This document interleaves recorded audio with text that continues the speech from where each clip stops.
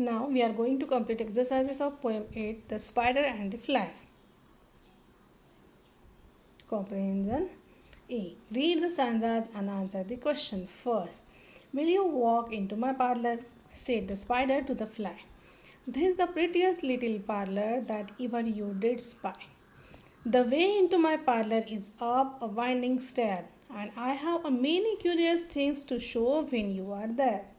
Oh, no, no, said the little fly. To ask me is in vain. For who goes up your winding stair can never come down again. Question A.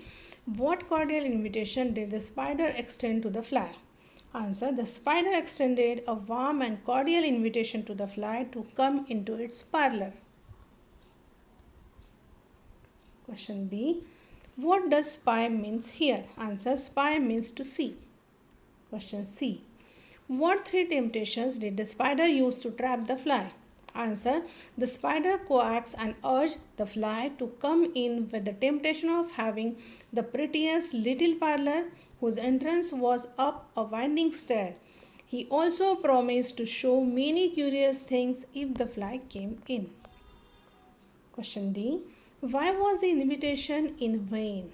Answer. The fly was forewarned and openly admitted that the invitation in vain because all those who went into the spider's parlor never returned.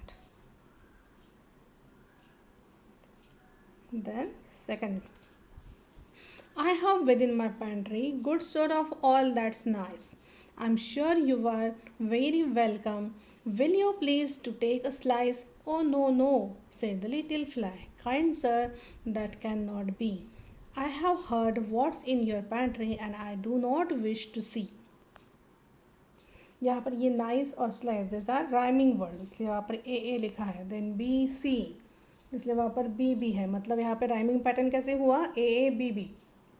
Then question A. Who does I refer to in the first line? In the first line, I refers to the spider. B. What was the speaker offering from his good store? Answer. The speaker, मतलब spider, was offering all that was nice in his good store.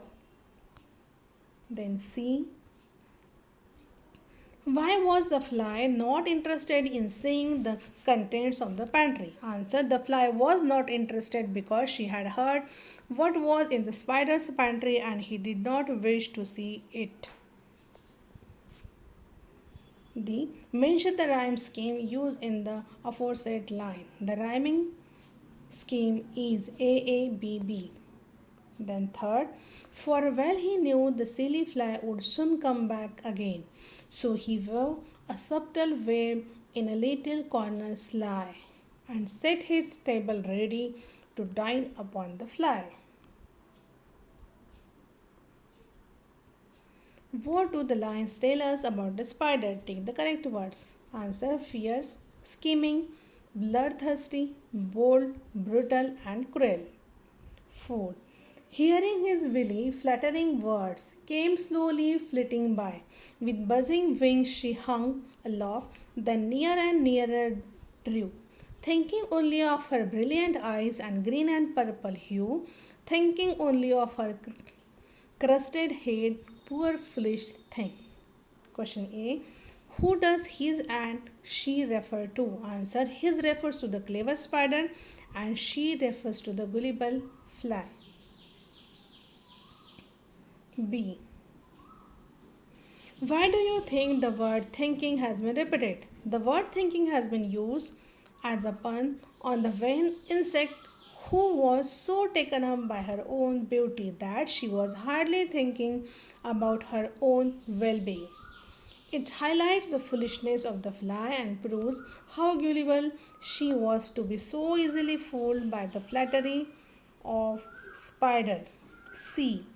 Pick out the words and phrases that describe the vanity of the fly. Answer. Thinking only of her brilliant eyes and green and purple hue, thinking only of her crested head. D. Explain the phrase poor foolish thing. Answer. The author condemns the fly as poor foolish thing as She was slowly coaxed into the spider's web. Though the fly had heard and known of the spider's past antecedents, it allowed only flattery to convince her.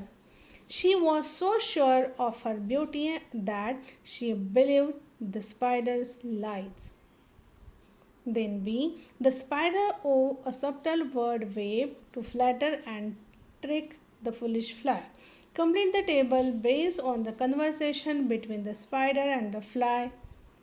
A few have been done for you. यहाँ पर इन दोनों के बीच में का conversation दिया है, आप लोग बुक में देखना, वहाँ पर बुक में यस टेबल दिया है, correct. So first, invites, yes, spider की line. Invites her to see his pretty parlor with winding stairs. Then fly क्या reply करती है? Oh, no, no. Then second, says she can rest upon his pretty bed with fine sheets and pretty curtains made. The fly bluntly refuses and says that the invitation would be in vain, since those who lie on his bed never wake up again. Third, offers to show his warm affection by allowing her to have anything his pantry had to eat. Oh, no, no, that cannot be. I have heard what's in your pantry and I do not wish to see.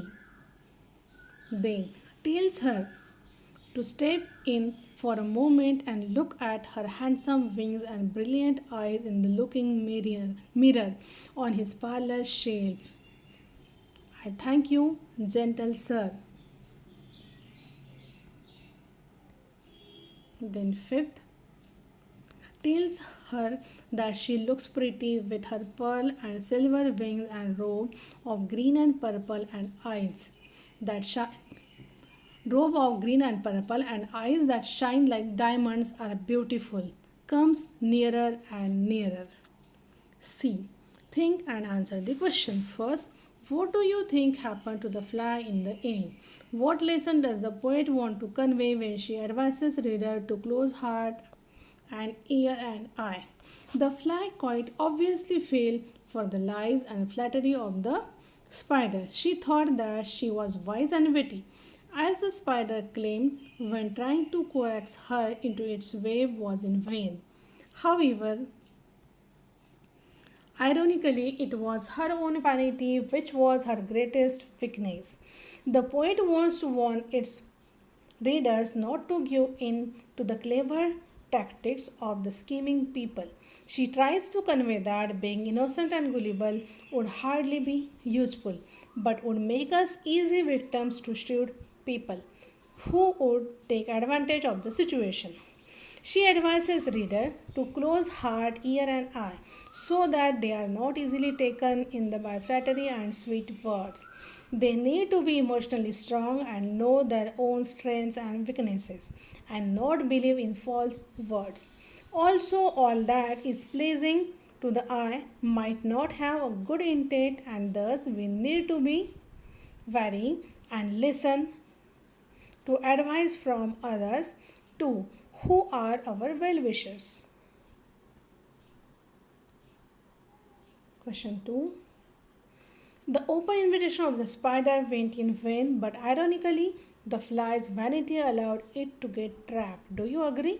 Explain in your own words. The fly quite fell for the lies and flattery of the spider as he knew she would.